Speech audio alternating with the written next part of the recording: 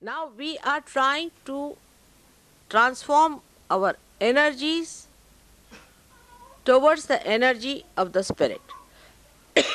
So you have to allow the spirit to take over. Your effort of your mind should be reduced and the energy of the spirit should work through you. Now, how do you do it?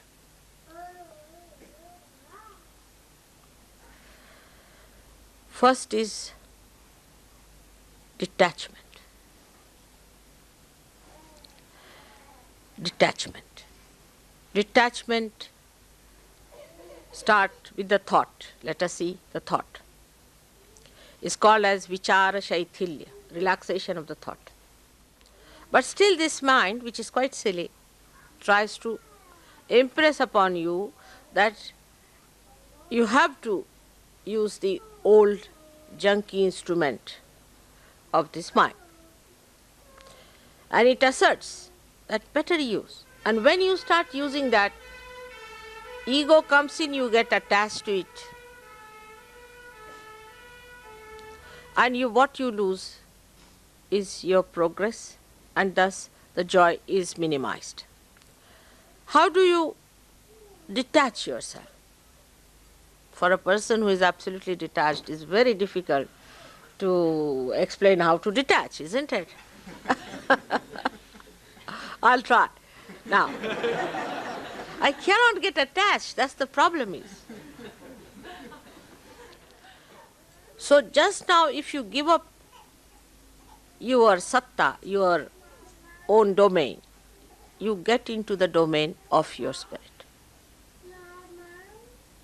You give up your domain, that is your ego's domain, or maybe your superego's domain.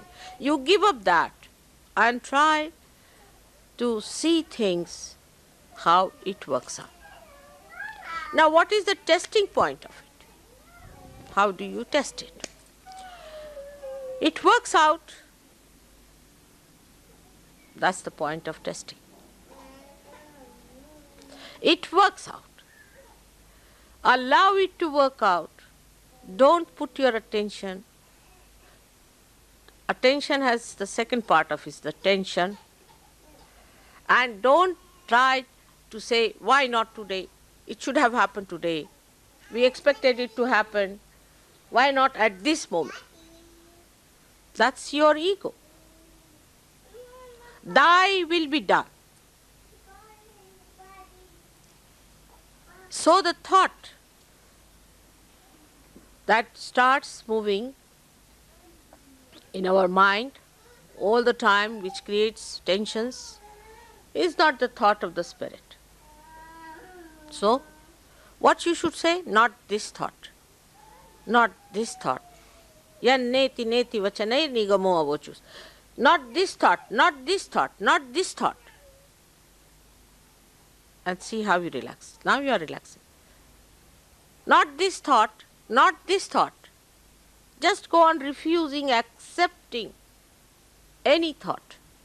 So you go into nirvichara. In that state, you feel the spirit. Christ has done the greatest work on this, I should say, but we do not understand because his life was like a micro thing. See, in 3 years. So we have to open it out a little bit and see what he did. He has given us the greatest weapon of forgiveness. When you forgive a person, what do? You accept the situation to begin with.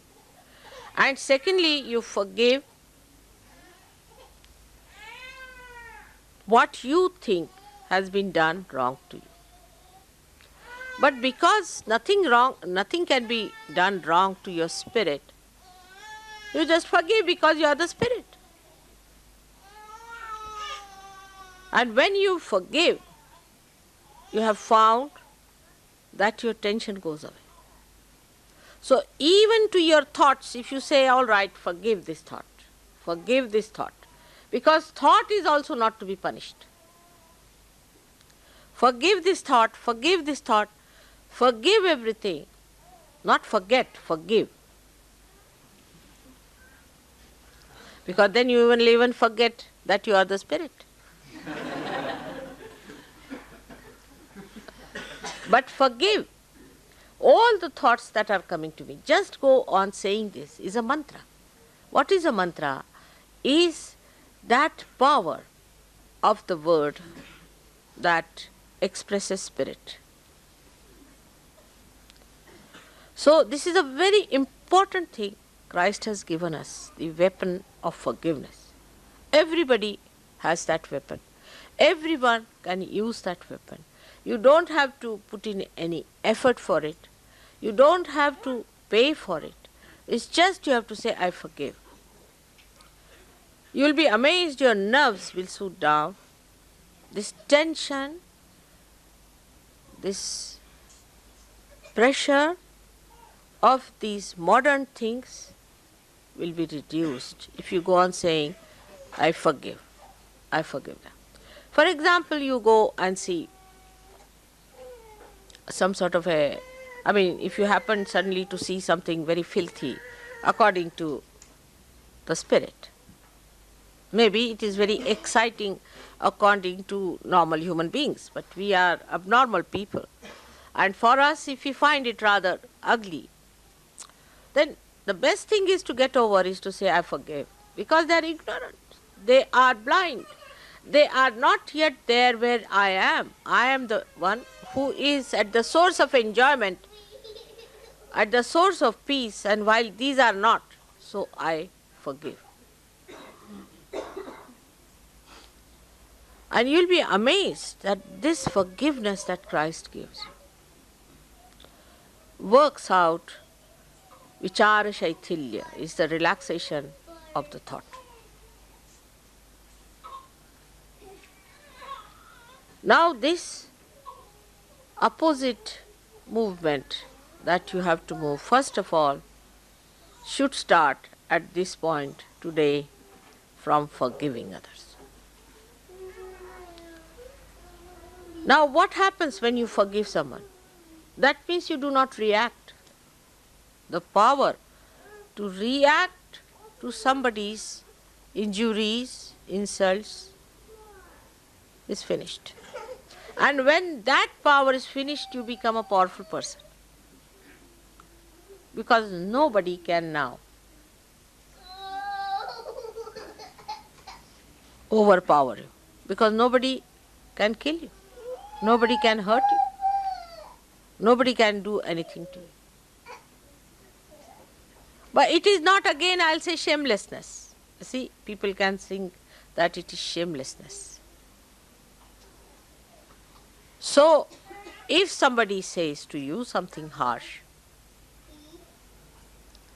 and something that is wrong, you do not accept it.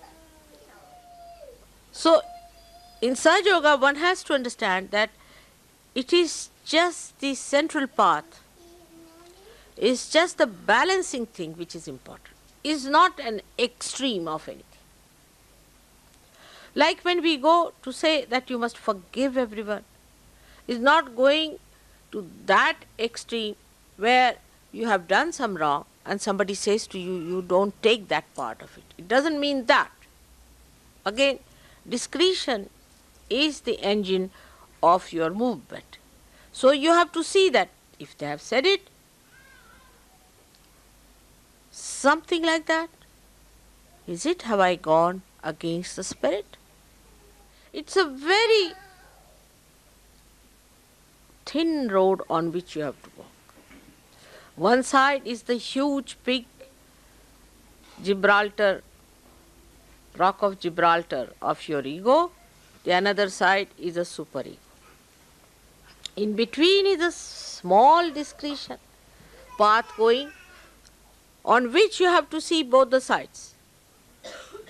Whether you are hitting yourself with the rock of Gibraltar or falling into the valley of superego, you should see that you are using your discretion